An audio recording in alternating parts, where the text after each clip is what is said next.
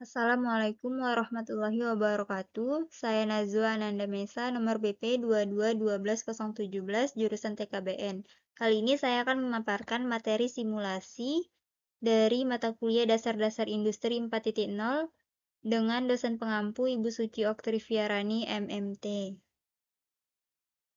Adapun yang akan dibahas yaitu mengenai simulasi, jenis-jenis simulasi, digital twin, manfaat digital twin, dan penerapan digital twin. Simulasi merupakan sekumpulan metode dan aplikasi yang digunakan untuk meniru perilaku dari suatu sistem nyata menggunakan aplikasi perangkat lunak desain berbasis komputer. Adapun manfaat simulasi untuk industri yaitu yang pertama, memodelkan manufaktur as is dan to be maupun operasional dari rantai pasok menuju pabrik.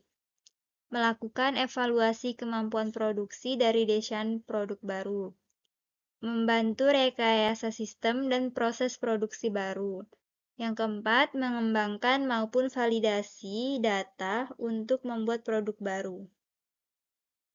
Adapun software yang digunakan untuk simulasi di industri yaitu Skylab, yaitu gunanya untuk menguji algoritma atau melakukan komputasi numerik. Yang kedua, MATLAB untuk simulasi kinerja turbin. Adapun jenis-jenis simulasi berdasarkan dampak variabel terhadap waktu. Yang pertama, simulasi statis, di mana jenis simulasi yang tidak bergantung terhadap waktu. Yang kedua, simulasi dinamis. Jenis simulasi yang sangat bergantung terhadap waktu, statusnya selalu berubah-ubah sepanjang waktu. Mekanisme jam akan bergerak sejalan dengan waktu dan status dari variabelnya juga akan berubah seiring waktu. Selanjutnya, jenis simulasi berdasarkan perubahan variabel terhadap waktu terdiri dari dua jenis. Yang pertama, simulasi kontinu, yaitu jenis simulasi yang status variabel pada sistem terus-menerus berubah setiap waktunya. Yang kedua, simulasi diskrit, yaitu jenis simulasi yang perubahan statusnya terjadi pada titik-titik waktu diskrit yang ditandai dengan suatu kejadian. Ada juga jenis simulasi berdasarkan sifat nilai variabel terhadap waktu yang terdiri dari dua jenis, yaitu simulasi deterministik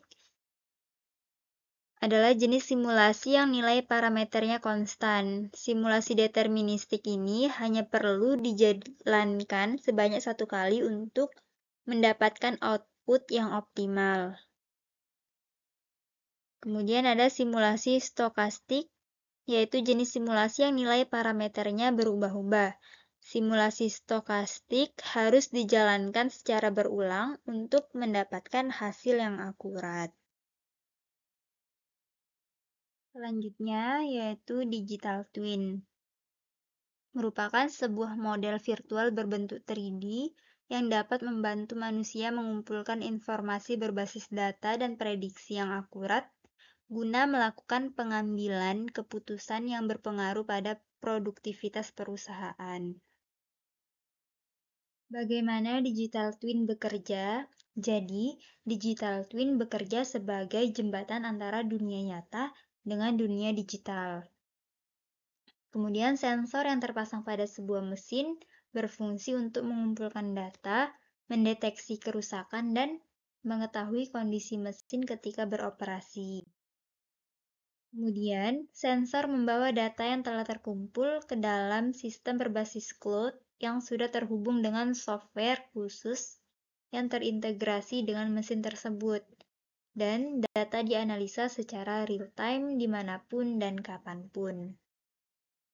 Selanjutnya ada manfaat digital twin. Yang pertama, meningkatkan efisiensi dan produktivitas produksi. Yang kedua, meningkatkan kualitas produk dan mengurangi biaya produksi.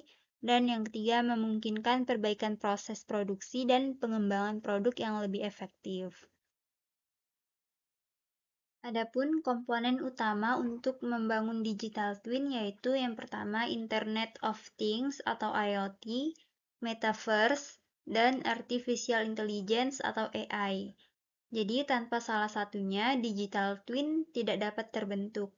Digital twins juga berbeda dari simulasi biasa, strukturnya lebih kompleks serta berubah secara dinamis mengikuti kembaran fisiknya. Selanjutnya ada penerapan digital twin di industri. Yang pertama, industri otomotif, di mana digital twin dapat digunakan untuk mensimulasikan dan menguji desain kendaraan, meningkatkan kinerja, dan mengurangi biaya. Yang kedua, di industri manufaktur, digital twin digunakan untuk mensimulasikan dan menguji proses manufaktur, meningkatkan efisiensi, dan mengurangi limbah. Yang ketiga, di industri energi, digital twin dapat digunakan untuk memprediksi perilaku turbin dan mengoptimalkan penggunaan energi.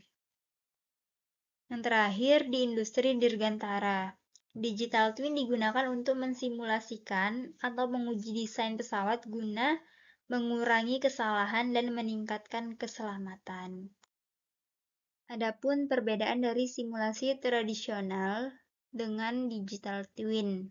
Yang pertama, simulasi tradisional tiruan virtualnya statis, artinya parameternya berubah hanya jika perancang model simulasinya yang menambahkan atau mengurangi. Kalau digital twin, tiruan virtualnya aktif, artinya parameternya berubah terus-menerus secara real time. Kemudian, simulasi tradisional, tiruan virtualnya terbatas hanya pada pemahaman dan analisis dari perancang model simulasi. Sedangkan digital twin, tiruan virtualnya fleksibel karena langsung mempelajari dan menganalisis sistem nyatanya.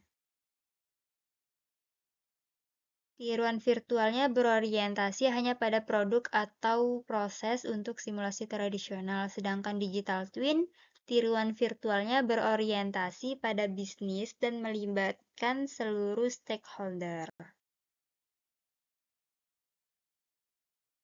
Sekian, terima kasih pemaparan materi tentang simulasi. Wassalamualaikum warahmatullahi wabarakatuh.